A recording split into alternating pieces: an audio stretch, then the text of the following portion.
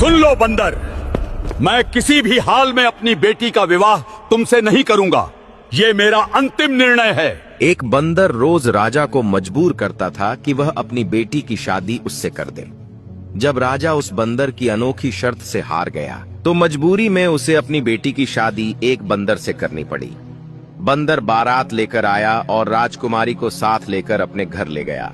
फिर बंदर राजकुमारी के कमरे में गया और वहां ऐसा कुछ किया कि राजकुमारी की चीख निकल गई।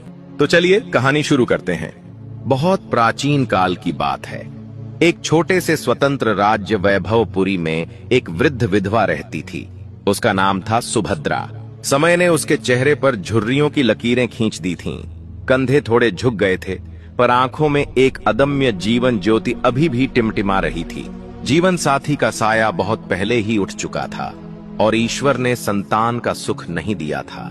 अपने एकांत जीवन में वह जंगल से लकड़ियां एकत्र करती, उन्हें बांधकर गठरी बनाती और नगर के बाजार में बेचकर अपना गुजारा चलाती थी। उसकी कुटिया नगर के बाहरी छोर पर एक पुराने बरगद के पेड़ के पास थी, जिसकी दीवारें मिट्टी की थीं और छप्पर घास फूस का। एक शरद ऋतु की धूप भरी दोपहर थी। सुभद्रा हमेशा की तरह कालिदास वन में लकड़ियां चुन रही थी। सूरज की किरणें पेड़ों की घनी पत्तियों के बीच से छनकर जमीन पर नृत्य कर रही थीं। थकान से उसकी कमर टूट रही थी। तभी अचानक ऊपर पेड़ की डाल पर हलचल हुई। सुभद्रा ने डरते हुए ऊपर देखा। एक अद्भुत दृश्य उसकी आंखों के सामने था। एक बंदर, पर कोई साधारण बंदर नहीं। उसके शरीर का रूप सुनहरे भूरे रंग का था। गर्दन के चारों ओर सफेद फर की एक प्राकृतिक माला सी बनी थी और वे आंखें अविश्वसनीय रूप से बुद्धिमान और करुणामय लग रही थीं, मानो किसी मनुष्य की आत्मा उनमें वास करती हो। वह बंदर धीरे से नीचे उतरा। सुभद्रा स्तब्ध रह गई, डर के मारे वहां जमी रह गई। पर बंदर ने कोई हिंसक हरकत नहीं की। उसने धीरे से जमीन पर बिखरी लकड़ियों को उठाना शुरू कर दिया और एक जगह इकट्ठा करने लगा।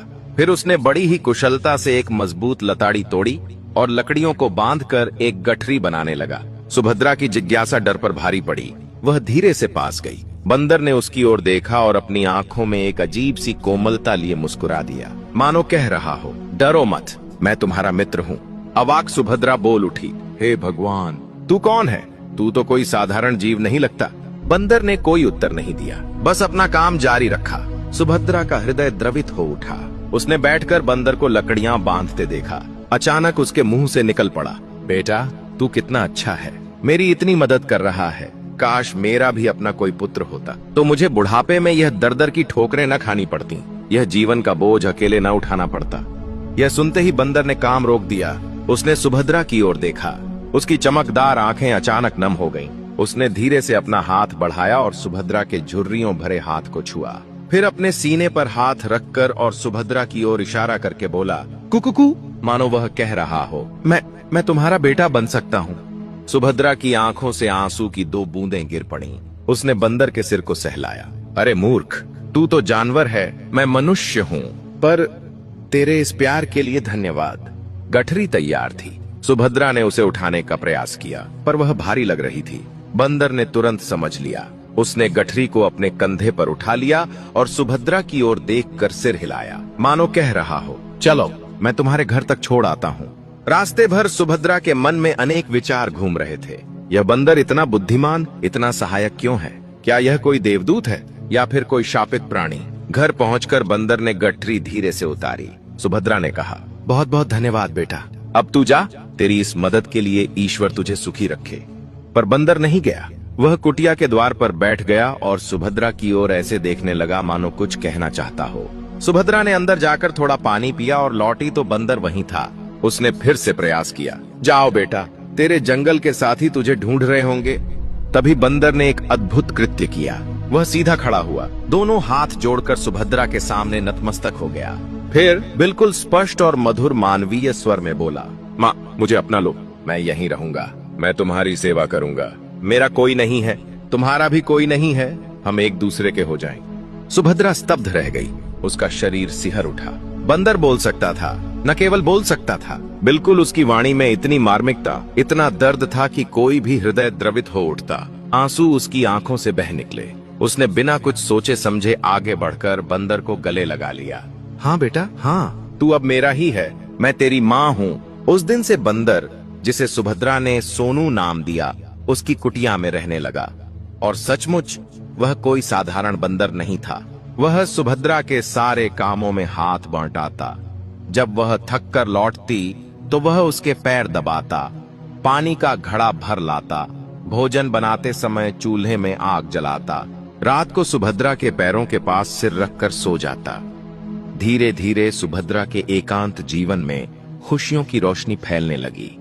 1 वर्ष बीत गया। सोनू और सुभद्रा के बीच एक गहरा अटूट बंधन बन चुका था।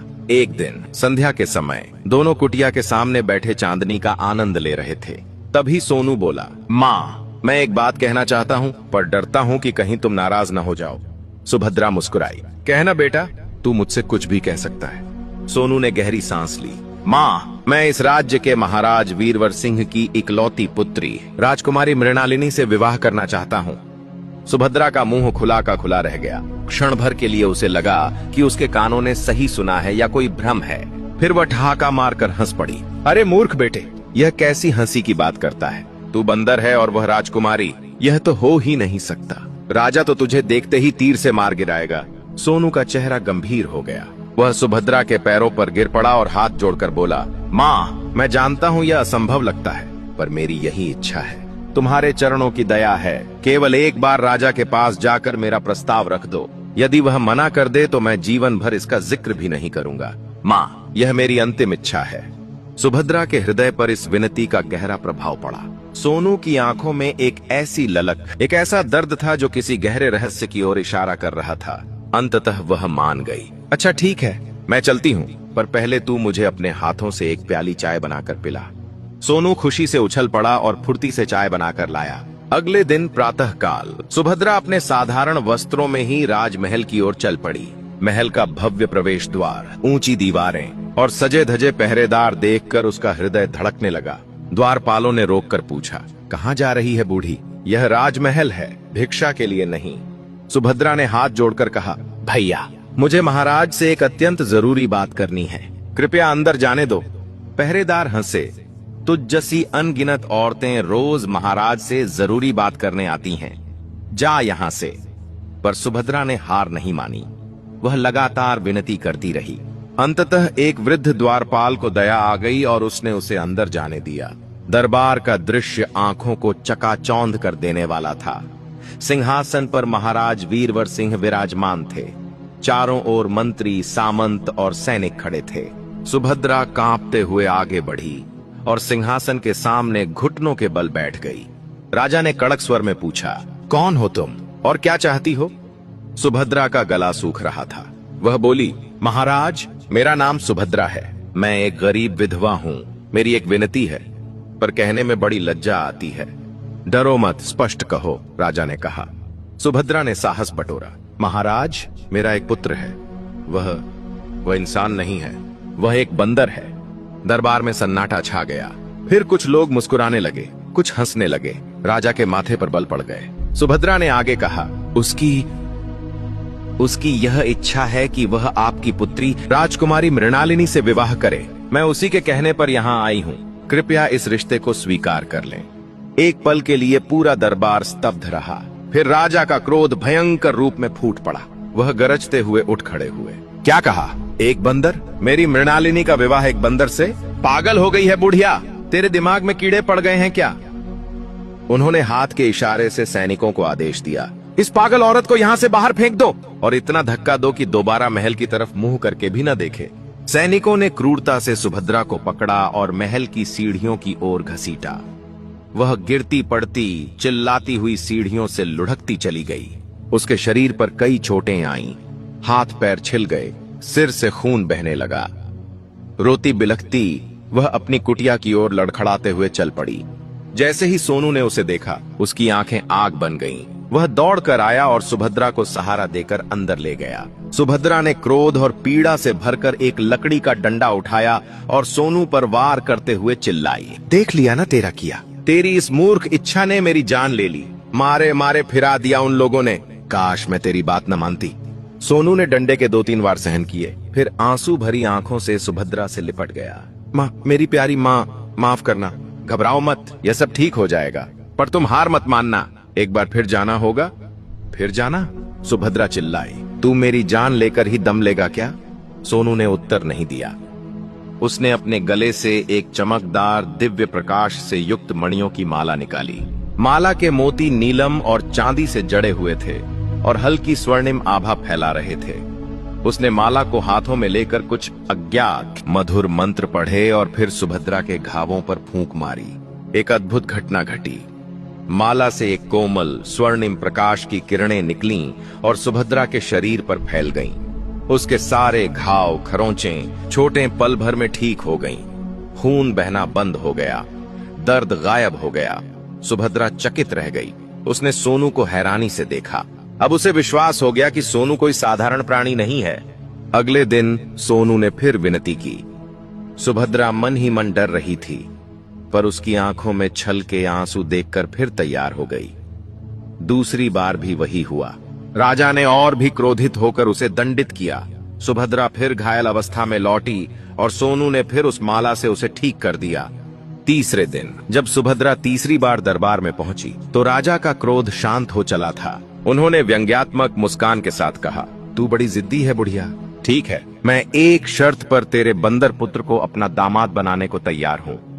सुभद्रा की आंखों में आशा की चिंगारी जगी। क्या शर्त है? महाराज, राजा वीरवर सिंह ने महल की खिड़की से बाहर सुभद्रा की दूर दिख रही कुटिया की ओर इशारा करते हुए कहा, कल सूर्योदय से पहले इस रात्रि के अंत तक तेरी वह टूटी फूटी कुटिया इस महल से ऊंचा एक भव्य महल बन जाना चाहिए। इस महल में मेरे यहाँ के सेवकों से दुगने सेवक उपस्थित हों और इस नए महल से मेरे महल तक के मार्ग पर शुद्ध रेशम के गलीचे बिछे होने चाहिए। यदि यह हो गया तो मैं विवाह स्वीकार कर लूंगा। दरबार में मंद मंद मुस्कुराहट फैल गई। सब जानते थे कि यह असंभव था।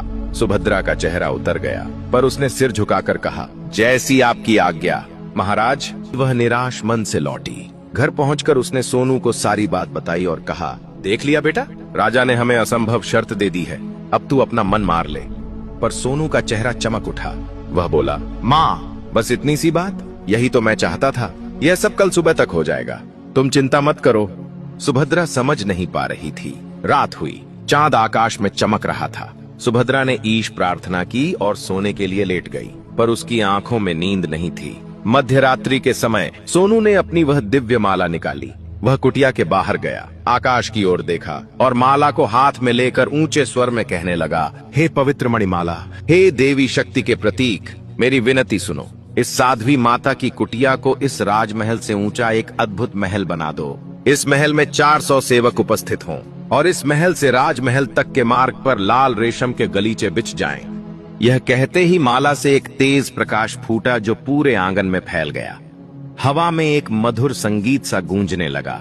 फिर एक अद्भुत नजारा सुभद्रा की आंखों के सामने घटित होने लगा। वह पुरानी कुटिया धीरे धीरे विलीन होने लगी। उसकी जगह संगमरमर के सफेद पत्थर उगने लगे। पल भर में एक विशाल 3 मंजिला शिखरों और मेहराबों से सजा हुआ भव्य महल खड़ा हो गया। महल के फाटक सोने चांदी से जड़े थे। खिड़कियों में रंगीन कांच थे। आंगन में फव्वारे छलछला उठे और सचमुच एक लाल रेशम का गलीचा चमकती हुई मशालों की कतारों के साथ सीधे राजमहल के द्वार तक पहुंच गया। महल के दरवाजे पर सजे धजे द्वारपाल, अंदर चाकर, दासियां, रसोइये सब उपस्थित थे। सुभद्रा अपनी आंखों पर विश्वास नहीं कर पा रही थी। वह मूर्ति की तरह खड़ी रह गई। सोनू ने आकर उसका हाथ थामा और अंदर ले गया। महल के भीतर का वैभव देखकर सुभद्रा रो पड़ी। सोनू ने कहा, माँ, अब सो जाओ, कल सुबह सब ठीक हो जाएगा। प्रातः काल जब राजा वीरवर सिंह ने अपने कक्ष की खिड़की से बाहर देखा तो उनकी सांसें रुक गईं। सामने जहां कल तक एक दरिद्र कुटिया थी, आज एक अति भव्य, अपने महल से भी ऊंचा प्रासाद खड़ा था। रेशमी गलीचा चमक रहा था। उन्होंने अपनी रानी सौदामिनी को बुलाया। रानी भी चकित रह गईं। राजा ने सिर पकड़ लिया। उन्हें अपना वचन निभाना था। दरबार में उन्होंने घोषणा की, मैं अपनी पुत्री मृणालिनी का विवाह सुभद्रा के पुत्र सोनू के साथ तय करता हूं। पूरे महल में कोहराम मच गया। रानी रो पड़ी। मंत्री हैरान थे, पर राजा का आदेश